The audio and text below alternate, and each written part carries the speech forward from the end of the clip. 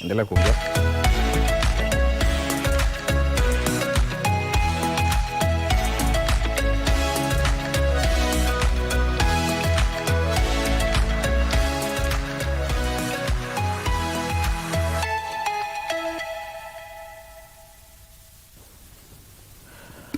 And welcome back to Good Morning Kenya. My name is Mike Megwe. Today is the International Day for Persons Living with Disability. And the theme for today is Fostering Disability Inclusive Societies for Advancing Social Progress. You know, this day was declared in 1992 by the United Nations General Assembly. And the whole idea is to promote awareness, understanding, and also acceptance of people with disability. Now, to talk about issues to do with this day and matters affecting people living or people with a disability, in studio I'm joined by Derrick Onyango, who is the Java Foundation coordinator. Welcome to the program. Thank you very much. And also Saum Siraj, Advocacy Chair, Rotary Sunshine, Rare, and Rotary Club Hurlingham. Karibu sana to Good Morning Kenya. Thank you very much. And also there's Meshak Sisenda, who is a communication and disability inclusion advocate. Karibu sana to Good Morning Kenya. Let's get into this conversation. You know, the whole idea of this day is to increase awareness, understanding, and also acceptance of people with disability. If I may start with you, and giving a picture of the country since 1992, the inception of this day, how do you think Kenya has fared in terms of awareness, acceptance, and also understanding of people with disabilities? Good. Thank you very much. I believe since 1992 and when the conversation really started, we've made some tremendous progress as a country. Maybe to touch on the policy level. Yes. Recently, even this year, we saw the enactment of the Disability Act of 2025. And I think fairly in terms of the legal framework, we've made tremendous progress. I believe there's still yet more to be done, especially in terms of awareness and really bringing in all the stakeholders, be it in the public sector or the private sector, yes, and the society in whole, just to embrace the aspect of inclusion, especially for people living with disabilities. And just as I said, the theme for this year really underpins the important role that actually inclusion takes place or influences on matters of development. So yeah, I can say we fared pretty well. There is more yet to be done, and I think yeah, we are on the right track and probably will get better as we address the issue or the matter of disability. Yes, how do you think this has progressed from your own perspective when it comes to matters of inclusion, awareness, and understanding? Personally, as also a person with albinism, from my own journey as a person with albinism, I can say, yeah, we are making a progress, but I see it at a slow pace because most of, let's say, when it comes to awareness creation, here in the city, a lot has been done, but now I try to look back from my community, or rather to the grassroots. Most of persons with disability are still behind. They don't know their rights, and also now we still have cases whereby caregivers or other persons, parents to children with disabilities still hide their children. They don't take them to school when it comes to employment. So we still have persons with disability who are being left behind when it comes to employment. Also talk about education. The time infrastructure, the schools back in rural are not accessible for persons with disability. So yes, we are talking about the framework and also the policy that we have made. The policies are good, but we want to see the action being done in the, not only in the city but in Kenya as a whole. Yeah. So, measure crisis is a very important aspect of awareness at the grassroots level. How would you say as a country we've fared in that regard? Trying as a country, I think first and foremost, we must appreciate that Kenya as a country. Okay, let me cut you short. We go for a short break, I'm told, and we shall be right back to continue with this conversation.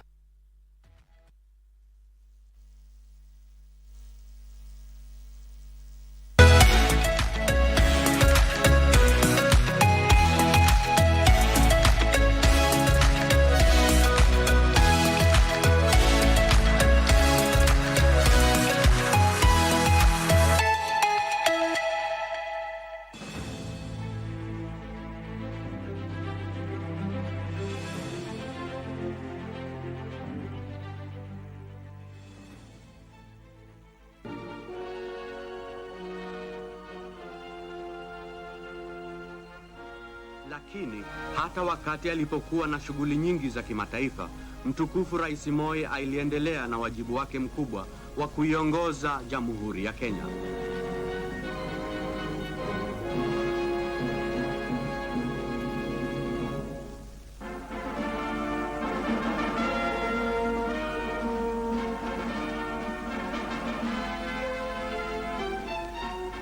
Bunge ni mojawapo ya misingi ya maongozi ya kidemokrasia nchini Kenya. Mtukufu Rais Moi huhudhuria vikao vya bunge kama rais wa jamhuri na pia kama mbunge aliyechaguliwa kuiwakilisha Baringo ya Kati. Rais Moi ni mdhamini mkubwa wa bunge na demokrasia yetu.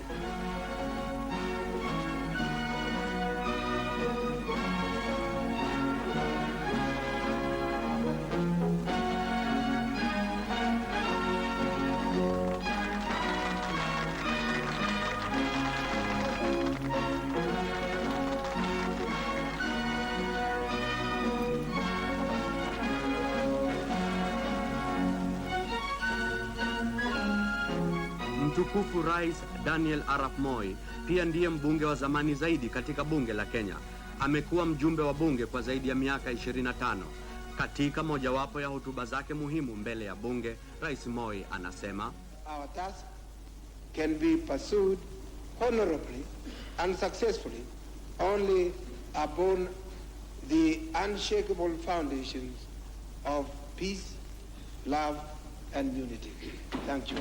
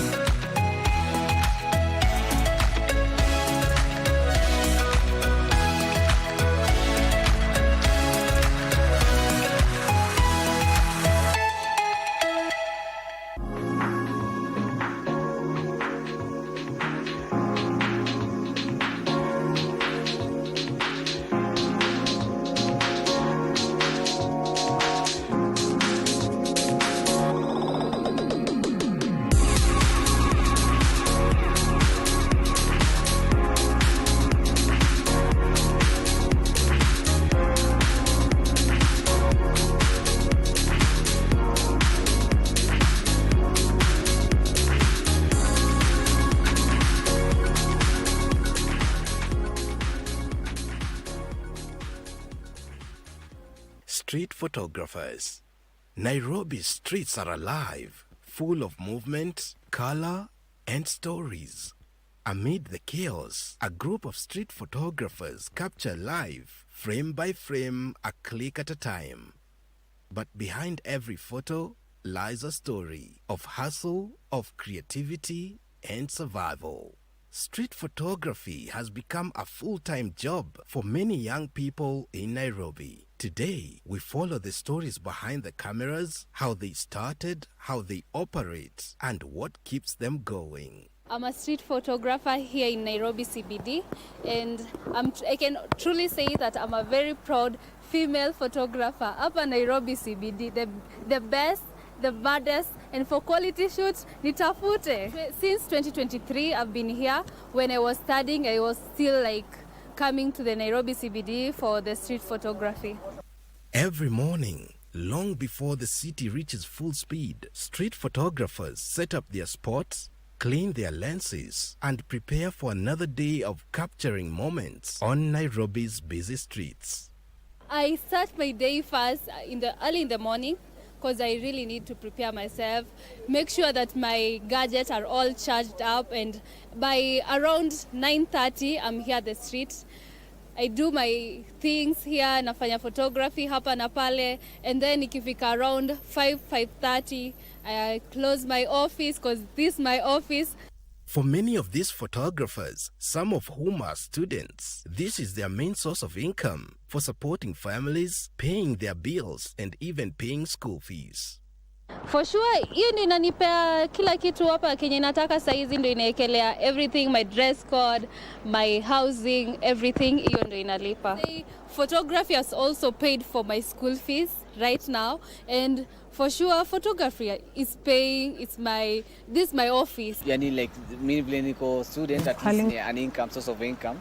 Nisitegemee mzazi sana, unaona. Some of the photographers operate individually, but for some, teamwork is the secret to surviving the streets. They operate in groups, combining their skills and resources to keep the business moving. As a team, tuna operate in terms of nikipata client, mimi ndo nitaita client, yeye atapiga, akishapiga mimi ndo na edit picha ya client.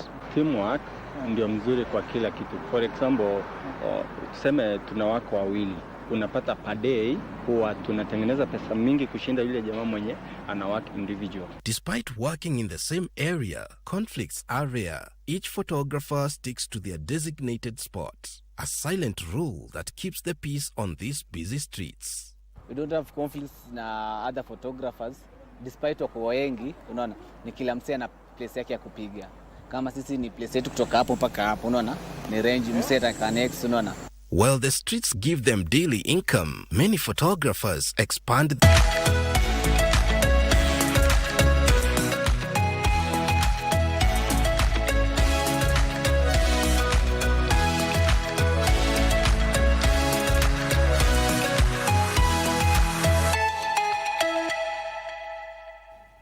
Welcome back. We are talking about the International Day of Persons with Disability. And before we went on a break, Saum, we were talking about how we are progressing at the grassroots level as a country.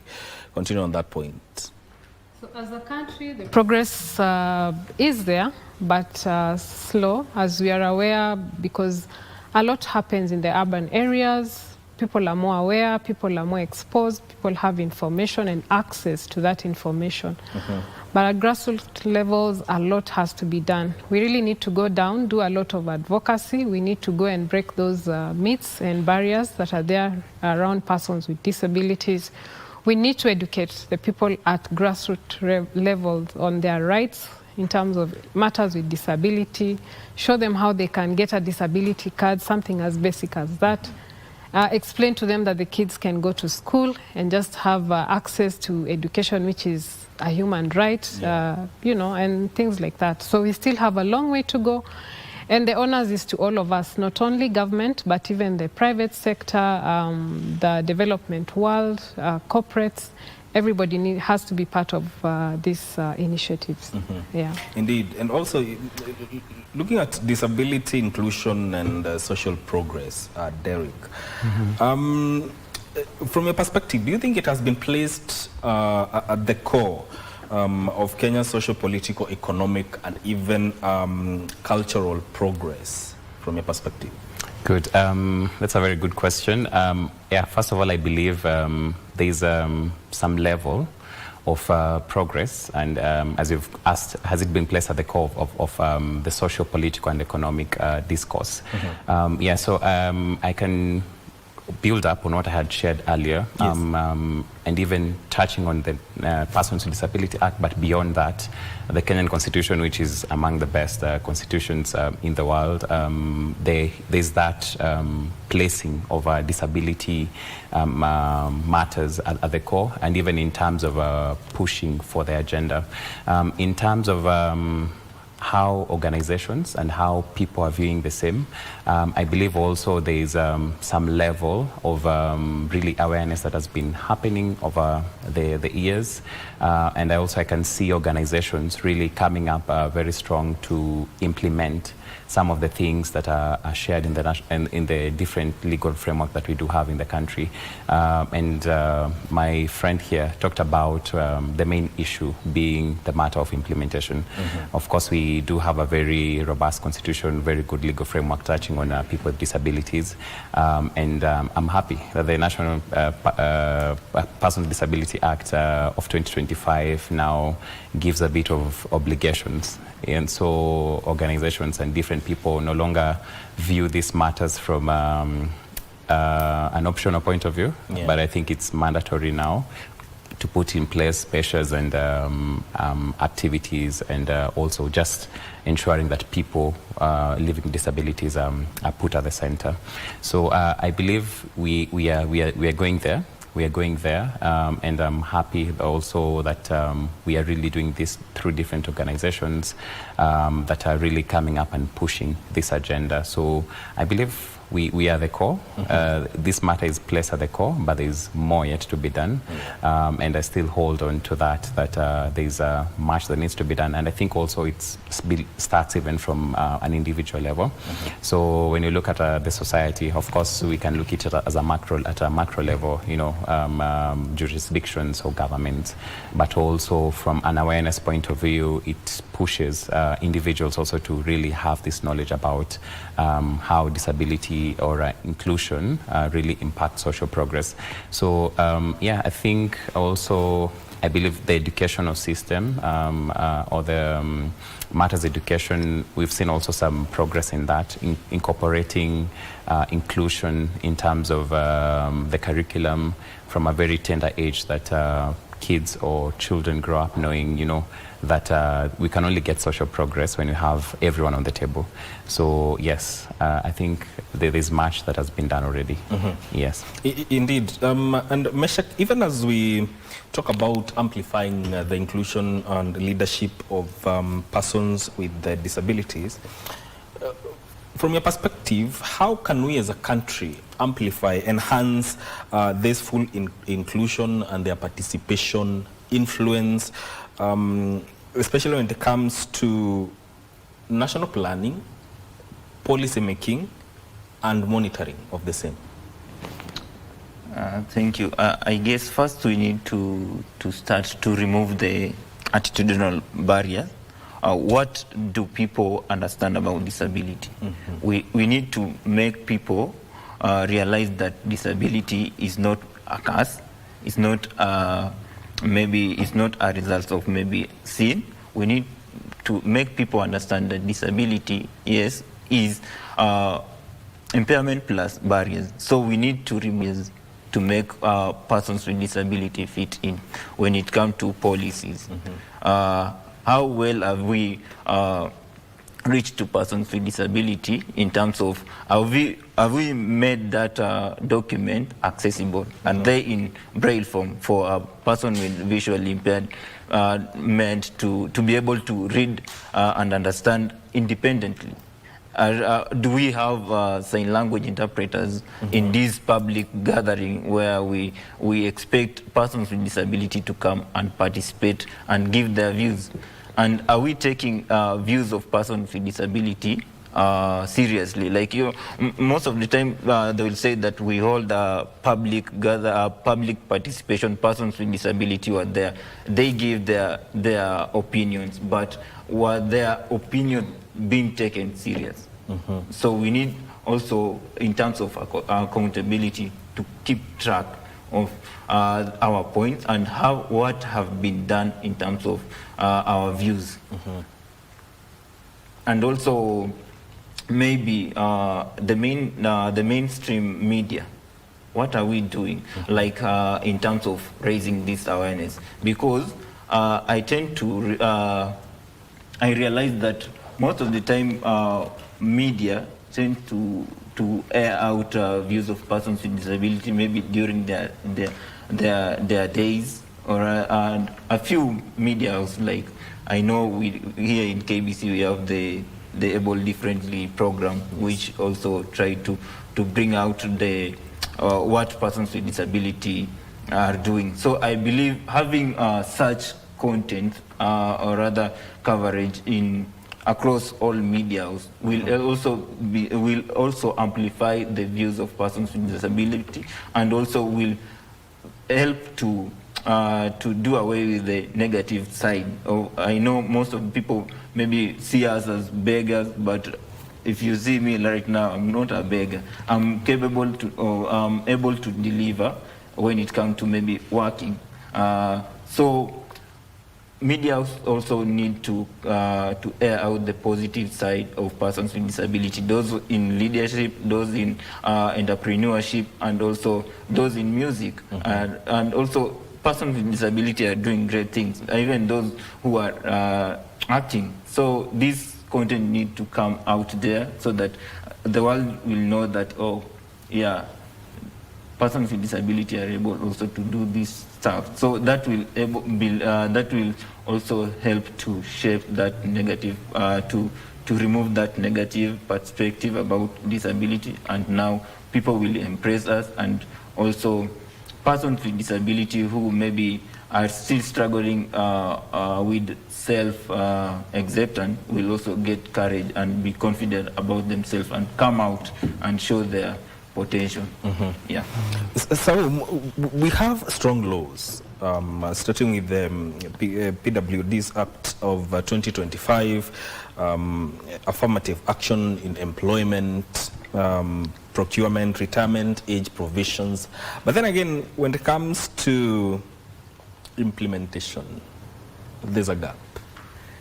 From your perspective, what concrete steps are needed to ensure that these laws are strengthened and implemented accordingly?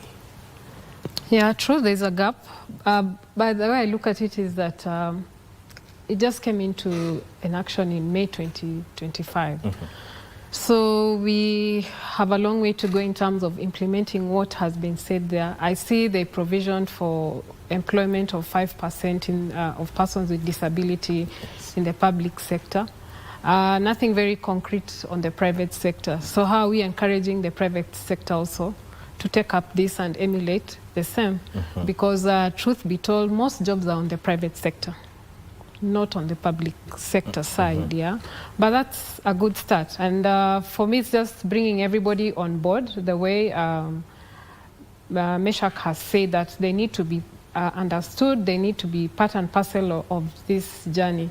What does that 5% really represent in terms of when they say 5%, what does it represent? What opportunities are really there for them?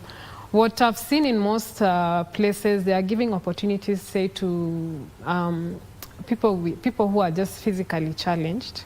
But what about the rest? How about someone who has a hearing impairment? How are we absorbing them?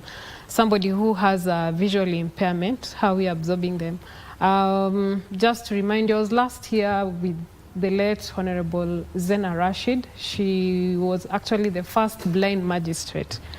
And for her, it took quite a while. She became a blind person in adulthood, but she took it upon herself to make it work for her in terms of it's not going to stop her from being a lawyer, and she even pushed and became a magistrate, and even more to that. Unfortunately, we buried her last year in October. For me, this is quite nostalgic. But she was really passionate about persons with disability. She sat on that board, offered free legal advice, and more importantly, we recently launched a smart library at Machakos Institute of the Blind. So when we talk about getting things implemented, we need to see some of those things happening, even for people who are sitting in spaces where they have the capability. But the rest of us who have access to information, we need to go down at grassroots level, including myself. And the way he said, is the information available in forms that, or media that is everybody can understand? I know it's written on paper. We assume somebody can go online and download it. What about the blind person? What about somebody who has a hearing impairment? How do we pass on this information to them? What about old people who can't read? How do we get them to understand this, know their rights, understand what is happening out here, and how do we get them onto the bandwagon? So for me, there's room for making these policies, implementing them, and also for the rest of us trying to see how they are being, we monitor and evaluate what is the progress, we give our feedback, but everybody has to be involved. Every time when people complain government is not doing this, I always ask, Andio, what are you doing for your country? Before you complain, what are you doing yourself for your country? So let's all come on this table, see how we can support, how we can implement these beautiful policies that are on this act. Yes. And move forward. Yeah. All right. All right.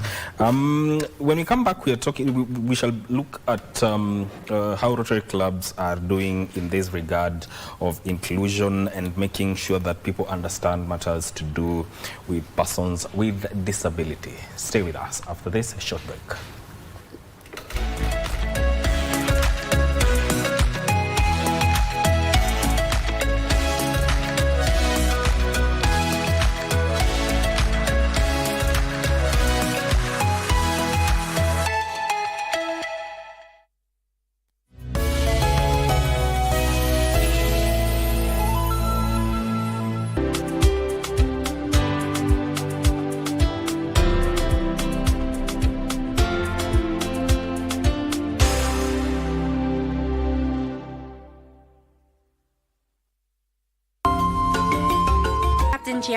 You should really learn how to sweet talk a bit from Mr. Liu here. I want to learn how to easily steal someone's heart without even trying. I wasn't waiting for you. I've lived my life exactly how I wanted to live it. 1,000 shillings. Look here, look here!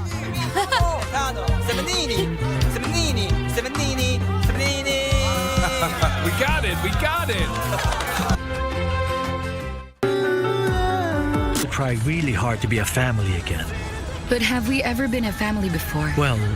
No, but Rodrigo doesn't want to see your sister. He wants to see you. No. But I still have doubts that your sister had been responsible for what happened to you. Used to me solving all your problems. I'm not willing to do that anymore. So you'd better start to forget about that man. Do you understand? To hold on to something, to continue with my life. And only you can help me. I demand you to tell me the kind of relationship that you have with Marcelo. Answer us. What kind of a mother are you? Zawadi amekufanyia nini? Kama Zawadi anataka kusoma, hata umpeleke kwa kichaka, atasoma. Nikusaidiaje? Ni hata kwa natulipa ama... Nikiinua hii Biblia, utatafuna nyasi kama miaka 7 kama Nebukadneza. Is that all you can say? Mama kanisa? Najua kesho nitakuwa... Kama Monica analia.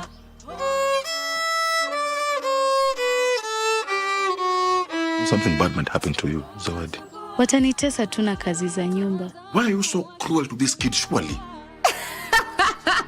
Get out. Usitoke kwa hiyo room.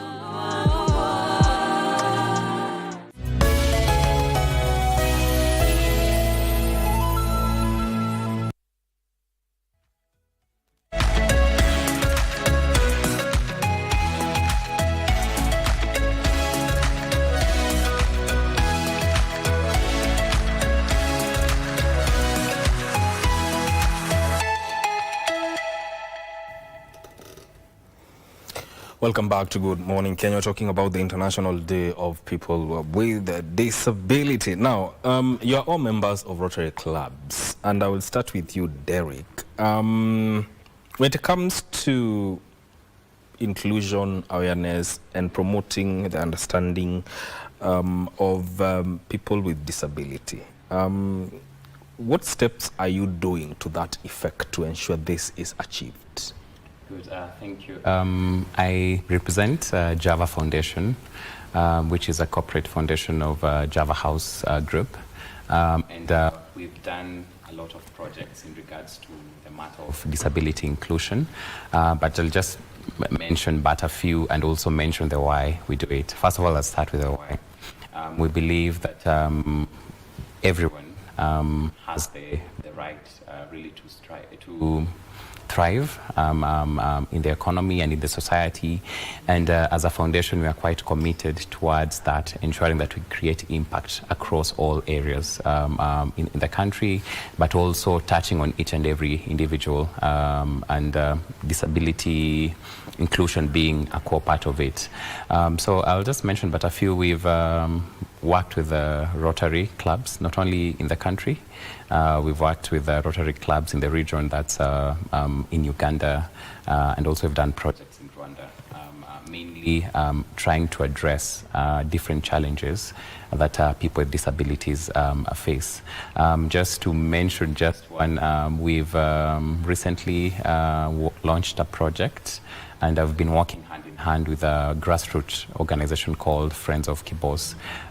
So there's a school called Kibos School for the Blind that we've been working closely with them, and our main aim is not only just offering the different learning materials needed, but also going ahead and doing mentorship. And we launched a mentorship program that tries to address and also just mentor these young change makers and leaders who are going to spearhead different initiatives and different aspects, address different aspects in the community.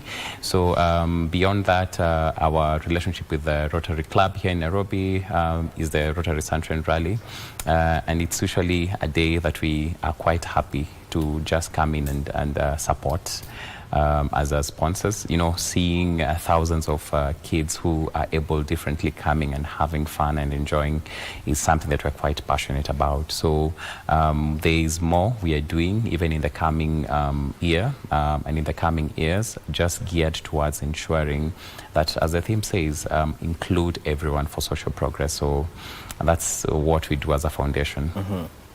Meshach, what do you think organizations need to do to create a workplace where persons with disabilities thrive?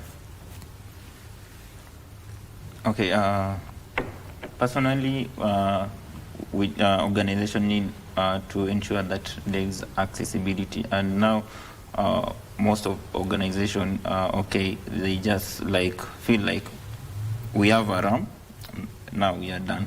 But I guess organization need to understand that we have accessibility, which is a general adjustment for everyone, but also reasonable accommodation, which is now a individual adjustment. If we are talking, we have a person with visual impairment and a person with hearing impairment, their reasonable accommodation is different. A person with hearing impairment will require a sign language interpreter. A person with visual impairment who is totally blind maybe will need a computer installed with JAWS to ensure that he or she will be able to deliver. So organization need to ensure that they achieve accessibility and also put in mind reasonable accommodation to ensure that if they're employing a person with disability, they meet their requirement. And also not just employing, but meaningfully employment of persons with disability, because a number of times persons with disability, someone has gone to school, has studied communication, or rather has done law, but the only opportunity organization will give them is customer care service, which is quite contrary with what they have studied. But if you ask them, they say, yeah, we have persons with disability on board. So we need... so they have checked the list. Yeah, we need meaningfully employment of persons with disability. If I've done communication, give me that role to do it. If I'm in law, yeah, give me opportunity that align with my field of specialization. That will be great. And also maybe just to talk about Rotary, I'm also a Rotarian, Rotary Club Disability Advocacy, and we also give opportunity to persons with disability. We actually, weekly, we normally do online, maybe on our Facebook page.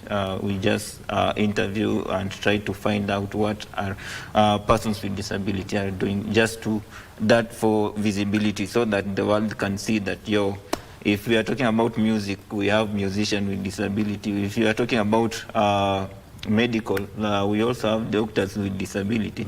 So we ensure that persons with disability are seen out there. And also recently we had the Inclusive Education Summit in October, whereby we bring on board expertise on education and also persons with disability, so that we can understand homeschooling and also the usual. How has that panned out? How you talk to people with disability and making their issues known? How does that initiative panned out? How has that initiative, what has been the impact of that initiative? We've seen many people, like also people coming, like wanting to know more, and also starting to, like, we also have this guy who is doing illustration, he's called Tunes. He's doing great stuff to pass the information about disability, and also to shape the behavior of learners. We have majored in kindergarten staffs, to ensure that also children are aware of disability and from scratch. Yes.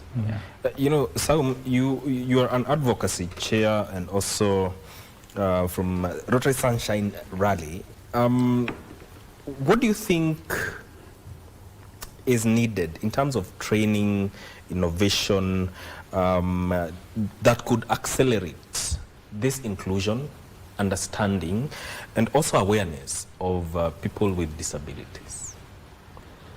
First and foremost, Rotary Sunshine Rally is a program that is run by Rotary within Kenya, Ethiopia, South Sudan, and Eritrea, focusing on persons with disability. It's been around for the last 44 years. We've seen enormous things happening within that, which we can discuss later on. But back to your question, a lot can be done, especially now that we have artificial intelligence. I know people get scared about artificial intelligence, but on the disability side, there's a lot of plus. Because it makes accessibility better. It enables one to be able to do things that on a normal day they wouldn't do. I mean, for people who are not even able to write, someone with a neurodivergent issue and they're struggling, like cerebral palsy, they can, if they're able to speak, they can just speak, and whatever information that they need to put out there is out there using artificial intelligence. And so for me, how to accelerate this is first embrace technology, make it accessible to everyone. Secondly, educate people out here. I think when we were doing the Inclusive Summit, I'm also an honorary member of the Rotary Club of World Disability Advocacy. It's a US club, but it's virtual. So all of us who advocate for persons with disability have joined in, and we discuss many issues. Our key project is inclusive education, and within that there's a lot of issues of technology innovation that are discussed, and we're even exploring. There's a program that we want to start where we want to teach parents and caregivers how they can embrace artificial intelligence in just making education more inclusive, more fun for kids with disabilities. And that's something we would want to offer for free because it's virtual. Someone has said, okay, this is knowledge I have, I want to pass it on. And I know we have so many of us out here, especially Kenya, which is very advanced in terms of technology, who can also offer the same for free. Go down to the grassroots. and do it, you know.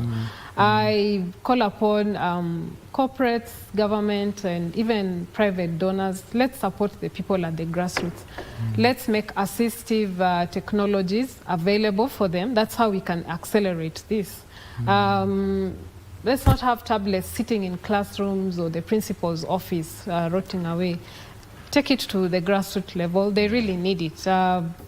We have what we call a braille doodle, which will help someone who has a visual impairment be able to learn, be able to even live better. We can also take a notch further, and now beyond just education, and once you've turned 18, what happens to a person with disability? I think Meshach is a good example. I see him struggling. What he's even done, he studied journalism, he's a communication guy, but he even sings just to advocate for persons with disability. So we also have to bring in things like creativity around it. Beyond technology, there's creativity. We have amazing artists, we have amazing actors, and all that. So for me, everybody, as I always say, everybody must come on board. Let's see how we can make this more inclusive for all of us. You cannot be talking about inclusivity when we are not supporting the people who really need it. I'm not saying we ignore the marginalized, maybe people from places where they don't even have access to water and proper classrooms. While we are struggling to get these people water and proper classrooms, let's not leave behind persons with disability. I have been to places where they tell me, that one we'll deal with it later. Let this child just stay at home while we are taking the so-called normal kids. We struggle to get them to school. Let's take all the kids to school. Everybody has a right to education, you know. Let's employ everyone. Let's figure out what they can do. I want to hail Safaricom. I see them employing persons with disability in spaces where they actually need to be, not just customer care. We've seen them doing, I think, programming, IT stuff. There are those who are doing social media. Some restaurants who've gone further and employed waiters and waitresses who do sign language. And so what happens when you walk in there and they'll give you, what do you call it, a tablet to share your menu and etc. But why can't I learn sign language so that I'm able also to communicate with this waiter and waitress or anybody in a space where they can only communicate with sign language? Yeah, that's it for me, but also accessibility of the assistive devices. I know teachers are struggling in class in terms of the learning aids that they require for their pupils, even in the special needs schools. But these are accessible. They're there. We're just not giving it the attention it deserves. Yeah. So this will really accelerate that whole process. You also advocate for disability rights and awareness, especially when it comes to children and caregivers. Why specifically that group? We have so many of those kind of groups. We do support in various ways at club level, then now at a larger level. But more importantly, we have virtual sessions where I just talk to them about their rights, what they need to do. But beyond that, now you go and find out what do they really require. Like caregivers, you need specially trained caregivers. So those programs are there. What we've not formalized, and maybe someone can really come up with it. I've seen a few bureaus offering specialized caregivers, but that's not really popular. A lot of parents with children with disabilities will tell you how they struggle in terms of getting a caregiver appropriate for their child. Otherwise, they usually come, they'll stay for a week and take off. Even on a normal day, you struggle. So imagine when you have a child with a disability. So we need a lot of that, and that is a decent job to do. Out there, by the way, people are training to be caregivers or nurses, but specially trained for persons with disability. And they're really earning good money. I have friends who've traveled abroad, and that's all they are doing, just caregiving for kids with disabilities. And the same should apply here. For me, I look at it as a good form of something you can do, and a living. There's dignity in really taking care of a person who really, really needs it. Yeah. You know, Derrick, you look at the National Council of people with disabilities findings and of 2024, and one of the things that came out was low disability mainstreaming scores in many public institutions, especially when it comes to budgeting, accessibility, inclusive planning. So from your perspective, what do you think, what specific measures can be put in place to ensure we build strong institutional capacity to ensure compliance with the issues that we are talking about, inclusion, awareness, understanding, and even when it comes to jobs? Yeah.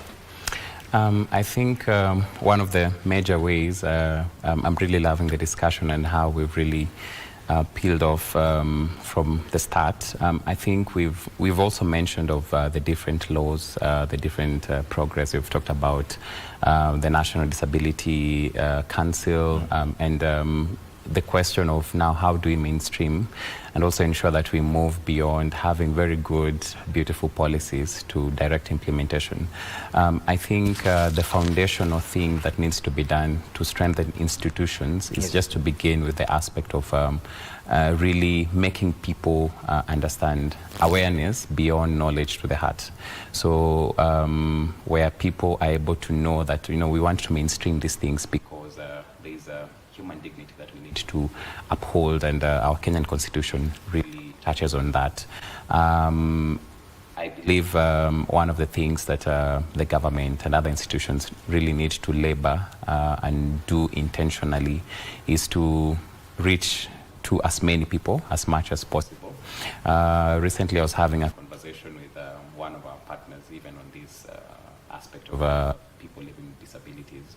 To date, and I think also Meshach has mentioned that we do have where families whereby kids who are able differently, you know, are locked out and they're not able to access education and other matters.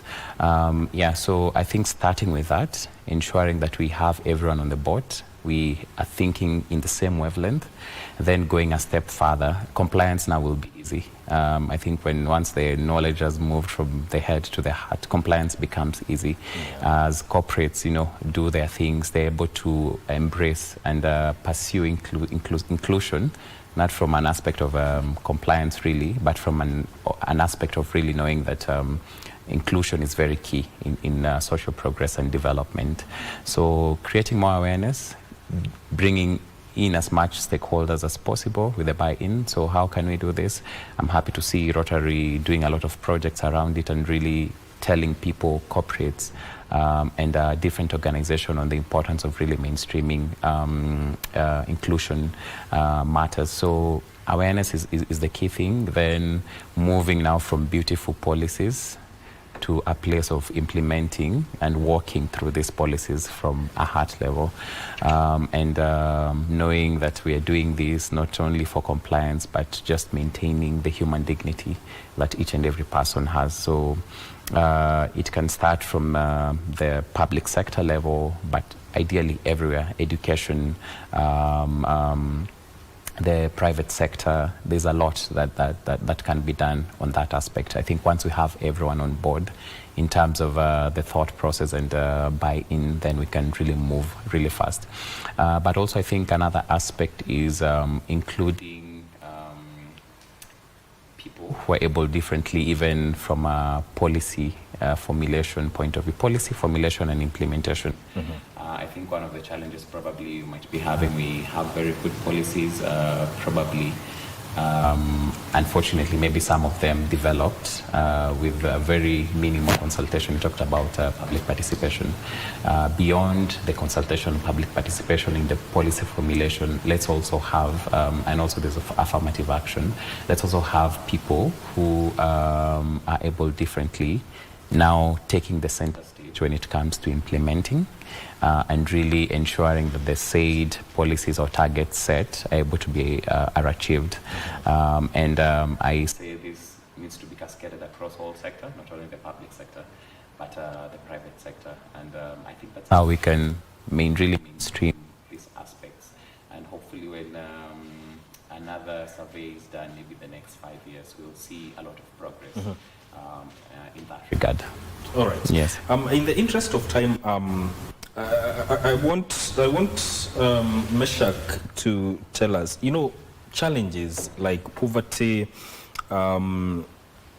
access to education, limited access to decent work, weak social protections are some of the areas that really require addressing.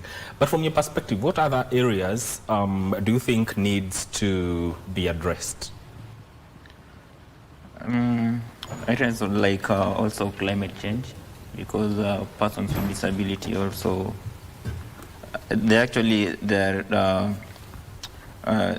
they suffer twice. Like let's talk about when it's sunny, like for a person with albinism who maybe is doing agriculture, he might lose his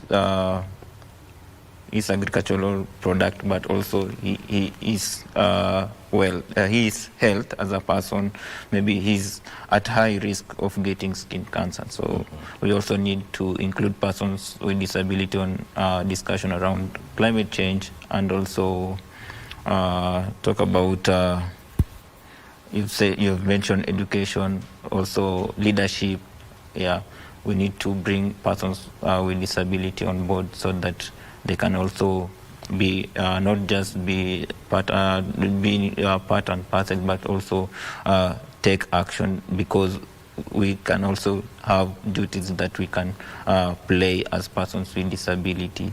And I like the fact that organizations like Action Network for the Disabled, United Disabled Persons of Kenya, and also Light for the World are empowering youths with disability to be agents of change, because they understand that we persons with disability know where they should pinches. So I myself know my story. So using my story to transform the community and also to bring change in the community. So we need to work with persons with disability, not representative of persons with disability. Yeah. Oh, all right. So now, looking into the future, as we come to the close of this segment, what does a disability-inclusive Kenya look like? And how can we start working towards it such that in the next 10 years, we shall make it real?